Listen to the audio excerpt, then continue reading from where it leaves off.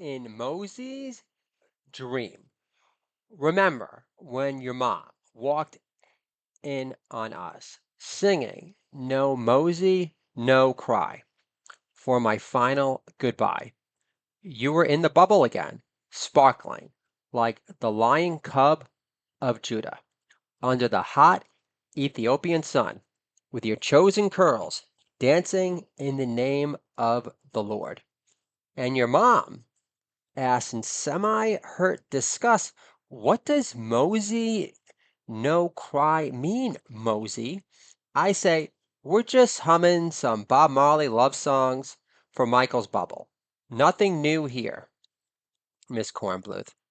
Your mom, being a banker for Chemical Bank, had no idea who Bob Marley was, so she couldn't feel too burned yet over our last waltz together before your parents moved to the suburbs, so you could cry it out in your crib upstairs, which always makes the more muffled moans of despair easier to bear. Then there was the time when your mom walked in on you calling me mommy in the bubble, which hurt her much more inside.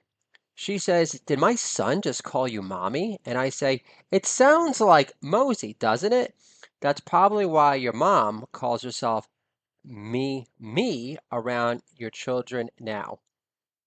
Your mother added, "Son, you are being raised in Forest Hill, Queens, not Jamaica, Queens." The sun wasn't shining in my heart that day. Jamaica, Queens is fine if you don't mind dirt weed blowing through the air as you push your son on the swing to chants of "I'm gonna take ya higher." Your dad never cared for that joke reference, despite him always telling me the story about waking up in a post-acid haze to hear Sly Stone serenade 400,000 hippies with "I'm gonna take ya higher" at Woodstock only 9 years earlier because I was Jamaican. He assumed I smoked weed at some point before I decided to clean up my act and become a nanny for the prettiest boy in Forrest Hills. You were such a gay baby, Michael. You'd even choke on the rattler for fun. But I've been sober for 40 years and have you to thank. You see, I grew up in the prosperous part of Jamaica when my father was a big time record producer for Island Records. Peter Tosh was my godfather and taught me how Marco Polo introduced the Europeans to lassi soup after traveling to China, who also believed in evil spirits like Rastas do. Bob was a doopy conqueror, meaning an evil spirit conqueror who conquers worried and plagued fear.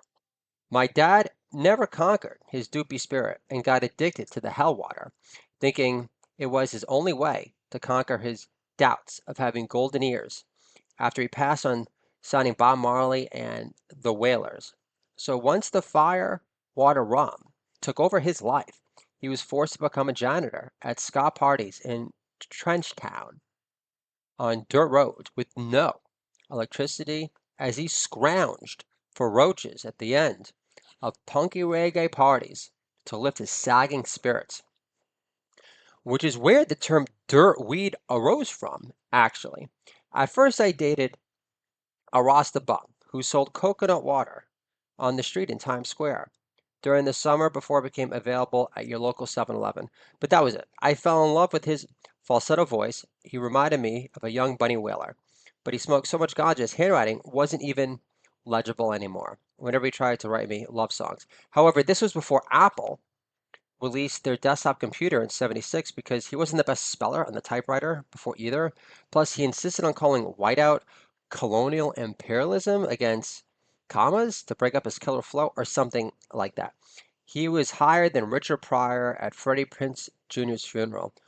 Far from looking good, but I cut him out of my life and fell in love with a black Israelite, Marcus, who became a public defender for the DA's office, who taught shofar lessons to rich kids in Riverdale to pay for our wedding in Israel by a resort beach town in Eilat. Marcus wanted to visit King Solomon's grave, who was known to have a steamy affair with the Queen of Sheba. Bob Marley mysteriously inherited the ring King Solomon possessed, which traces back to when he knocked boots with the Queen of Sheba. Did you know that? Anyway, your father always called you the cleanest boy in Forrest Hills. Of course, I think this was before you lived in West Hollywood for 3 years and ended up recording Pretty Dirty Mind for Comedy Records 76. So my obsession with cleaning up my life spilled into giving you 3 bubbles daily, Michael. You were so happy in that bubble as I hummed you more Bob Marley love songs, which was a permanent rainbow country for me. And I passed the dreaded typing test before getting a job at Apple in 76, before becoming the VP of sales for their floppy disk game division.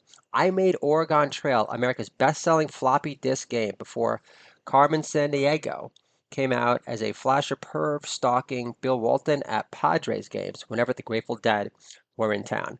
I know that you've been suffering from night screams, feeling evil spirits strangle the life out of you in your dreams lately.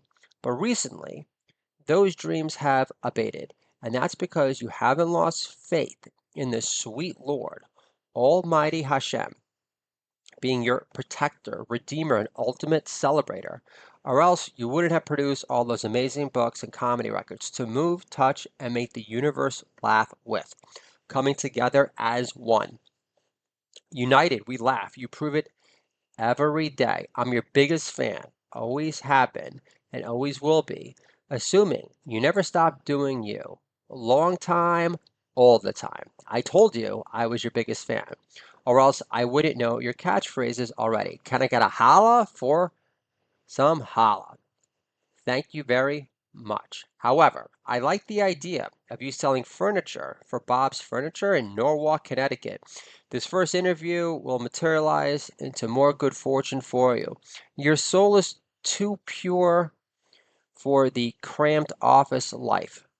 Plus, I want you to write that story about triggering a transplanted Canadian furniture designer from Williamsburg, now living in northern Westchester County, who designs bookshelves for celebs like Amy Poehler, only to tell him face to face, Bob's Furniture has way better stuff than this shit. And Michael, you'll have a leg to stand on, which will be an empowering, doopy spirit conquering place to be. Keep pursuing your dreams of making a living off your comedic song for a living eventually. Bob worked at the Chrysler factory in Delaware before he became Bob Marley. No money, no cry for now. Earning some, for a change, will help remove those talking blues. Deep down, you must believe you're funny enough to fill out those clown shoes.